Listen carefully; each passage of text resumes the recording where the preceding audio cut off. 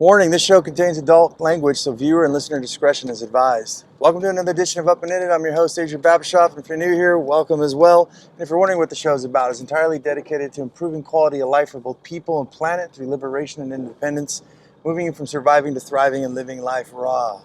The background sound is my pickup truck. It's my mobile studio. I've got to maintain my sanity and maintain a low overhead, and I work a lot, so I have to do my podcast through my vehicle, which is a 96 F350 diesel. So very loud. That's the background noise, so sorry about that. But today's episode 197, and it's the significance of equipment maintenance. And the reason I'm bringing this up right today is because I think this is really, I got some questions that I want to ask. Is this really an investment? Are the things you buy, are they an investment? What do people do when they do have an investment? They protect it, they nurture it, they make sure that it stays profitable, that it has an ROI value, that it's still bringing value into their lives. And how many things around us that we take for granted? Well, there's a person that I know that's taken things for granted and now is in really big trouble with a vehicle. And there's a lot of maintenance and stuff that didn't get done, and that's why the vehicle, the equipment is failing on them. So I look at a lot of things, a lot of appliances and things that people invest in. I mean, you may be wondering like, oh, that's not that big of a deal, you know? But you go, I was pricing out, I don't have a washing machine and dryer because I use a coin laundry place because I live in a tiny house at a stationary RV park. So I don't really have to worry about these things. But one thing I did notice was a front loader. You see, I'm the type of guy that fixes things, right? And I like to maintain my stuff, and I like to buy good stuff. I like to buy really good stuff so I don't have to buy it again or go through the hassle of things breaking down on me midway, like a load of laundry or my vehicle when I'm on my work commute, right? So one thing I noticed is these front loaders have these bearings, right?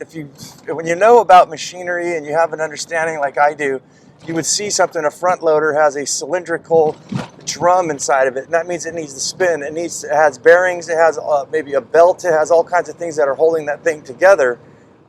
Because of gravity, make it to stop from wobbling and things like that. So every once in a while, that thing needs some maintenance. And what's really nice is that you can either go online or you can see your manual.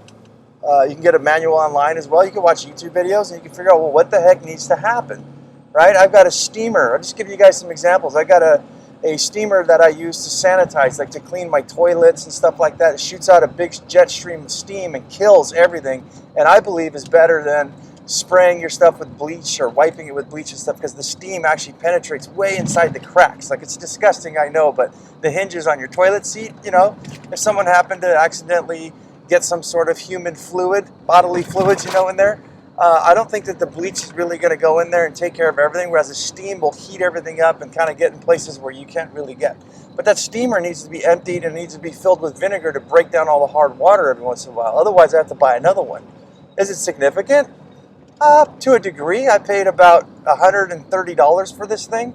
So I want to make sure that I maintain that. But when we start getting a broader perspective of all the things we own, it starts to really get big, right?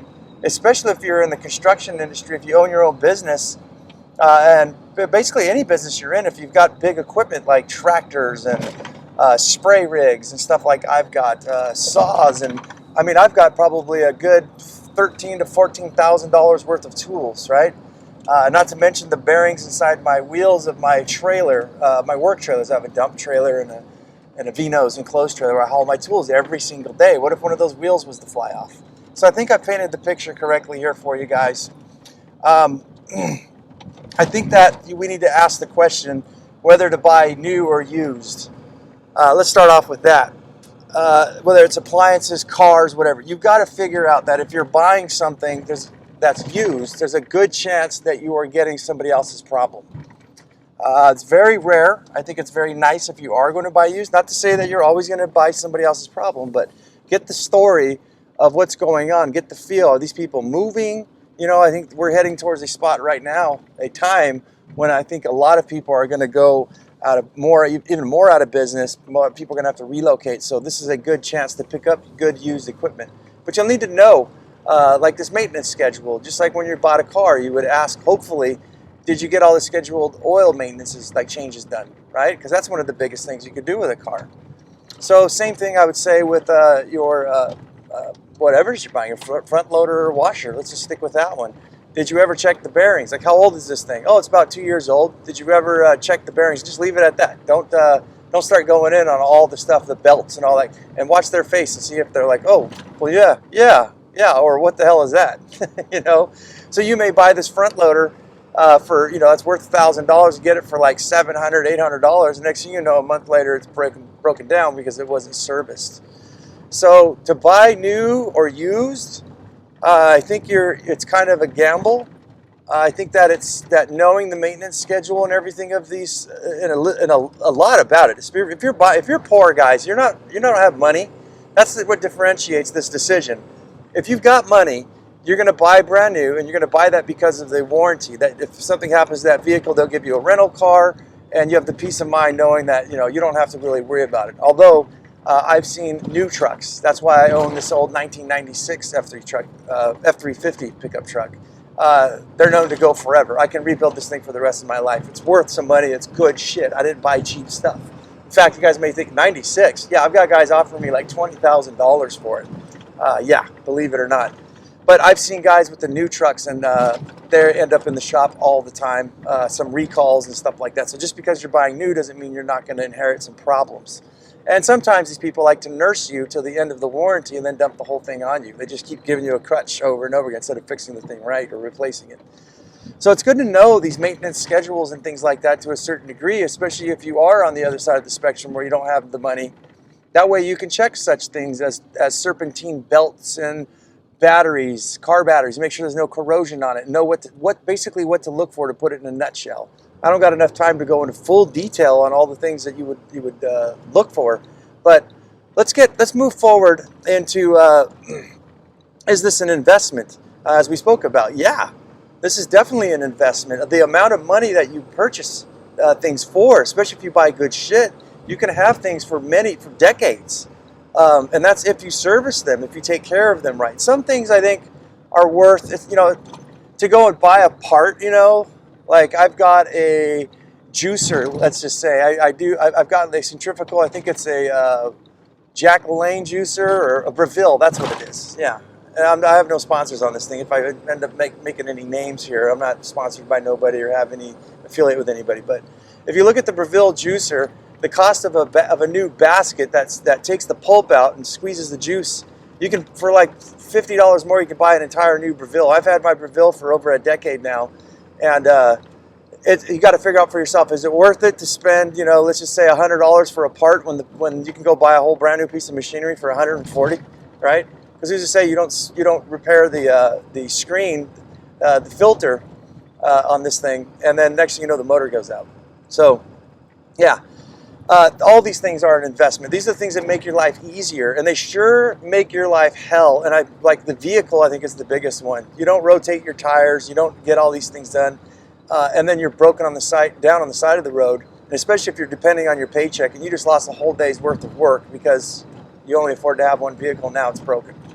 So, how to get organized? This probably sounds like a whole bunch of crazy shit. It's not really that hard. What I've done with mine, most of mine. Practice what I preach. You know, I'm not fucking perfect, I'm going to tell you that. But what you do is every time you purchase something new, you just kind of want to skim over, right? Or you want to do some research on it. A car is very intricate, but if something like a washing machine, we're just going to keep using that example there. You're going to want to look at your manual and you're going to want to check it out. I'm making some stuff up because I can't really remember, but I know that there's a belt, a rubber belt that you want to flip around. You want to make sure it's got no cracks in it so the thing doesn't snap and break something in there. So you want to look at these things, you want to bullet point them. So we're going to create a punch list. So let's go with the washing machine. You know, I know this stuff probably sounds pretty boring, but when you start buying really good stuff, you want to make sure you get these things in order because you'll end up saving a lot of money and headache in the long run. You know, imagine if you couldn't do laundry, right? You're just thinking it's not a big deal. Your washing machine breaks midway through too, by the way. Everything's soaking with water. What do? You know, you got to pile all that stuff up. Go take it to the laundromat. Sit there for what?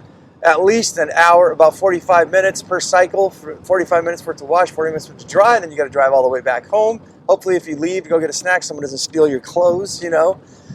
So you want to create a punch list, and you want to say like bearings. You need to oil the bearings every year. You want to check the serpentine or the belt every 2 years.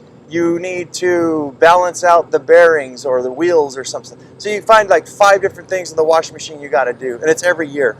You can skip this. What I like to do is at the first of the year, we take care of the first, like January the 1st is like a huge maintenance month. That's when we're going to go through every weekend, and we're going to take care of a lot of our stuff. We're going to change check the serpentine belt in the washing machine. We're going to grease up the bearings and things like that. None of these things it only takes a few minutes. We're going to go clean underneath our fridge and shop vac all of the dirt and debris and stuff that's clogging up the fan. That's probably one of the worst that I've seen, is that people who get like a stand-up freezer or fridge, and next thing you know, you come home and the whole thing is iced over because of the air intake was clogged with dog hair and stuff like that. So, you know, you get this punch list. Rotate your tires on your car, clean your battery terminals, and some of these things are yearly, once a year. Some things are every 6 months. So January and July could be those days where you go through this punch list. And I mean, literally in a weekend, I think you can cover everything in your home, you know. You got a Vitamix blender. You got to check the screws and everything. Doorknobs in your home. Everything usually gets loose, especially when you have children slamming shit all the time. We love them, though. We really, really love them. But damn, could they be a pain in the ass. But yeah, it ends up where you miss something and the whole thing comes apart and either gets broken or you got to fix it. So go through your home. Go through all your appliances, all of your machinery and stuff. Oil, lube stuff up, you know. Don't forget to lube your throat with a nice ice cold tea, you know. If you need to mix something in there like a Tennessee iced tea, you know, go for that. Especially if it's a hot day in July and you're like, why the hell do I own all this shit? It owns me. You know, take care of it and then go take care of yourself. But yeah, get a punch list and mark all your stuff down as you go. It's a gift that you will give to your future self. And yeah, it'll make life a lot smoother. And you will protect your investment. And actually, you can learn from doing these things how to track your life, how to monitor your life, so that you don't have these little irritating nuances and things breaking down around you. You know, everything seems to run smooth. When I had a house, when my first daughter was born in 2006, that's what I did. I went through the roof. I went through the plumbing. I went in the attic. I painted the facial boards. I sealed everything all up. And like, after a while, there was nothing to do. I think summertime came, and every day I'd come home from work, I'd grab my ice chest of some beers, and I would sit back and light a bonfire in my backyard, and I would look at my place. The lawn was clipped, everything, the lawnmower was maintenance, and it was a feeling that I looked at like everything's taken care of.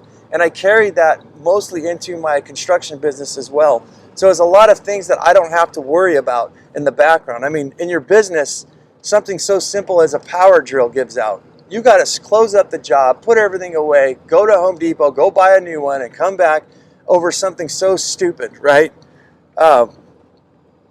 So let's move next. We went from schedules and things like that. Let's go into how to save emergency funds accordingly. And what do I mean emergency funds? Like appliances, things like that? Yes. Tires on your car. These are the ghost expenses we talk about when you're going to start doing a budget, when you're starting to find out what's going on with your life, right? With your money, to get your money in control. So when that washer and dryer goes out, you want to be able to save that money. I think one of the best things is a cell phone. I own the iPhone X, and they say about every 2 years, 3 years, it starts to slow down, it starts to bog down. I think Apple does it on purpose, but I like the product, so I keep buying it. So you got to think a brand new phone costs $1,000, $1,000 to buy a brand new phone. Let's go and start putting money away. I don't know what that comes out with because I'm driving right now, but let's just for guess sakes, a guesstimate, say it's $10 a month, right? So, and this is just one thing. We're talking about washer, dryers, food processors, refrigerator, freezers, things like that. You know, you want to start taking money and putting it aside for everything, and just kind of think in your head, how long do these things usually last? I want to save for these things so that when I do need to replace them, I've got the money, right? Of course, we have to deal with inflation and things like that, but that's besides the point. Well, at least we have something in the kitty, right? Something in the purse. So you can figure on the example of a phone, if we put $10 a month, that's not even going to make it, is it? In a year, that's $120. It's probably more like $30 a month or so. So you get what I'm saying. The math is you'd want to put that money away so that in 2-3 years from now, you've got that $1,000 to upgrade your phone. And reason I like to talk about this concept here, this very boring concept. Hopefully I made it fun enough for you guys, the best I can.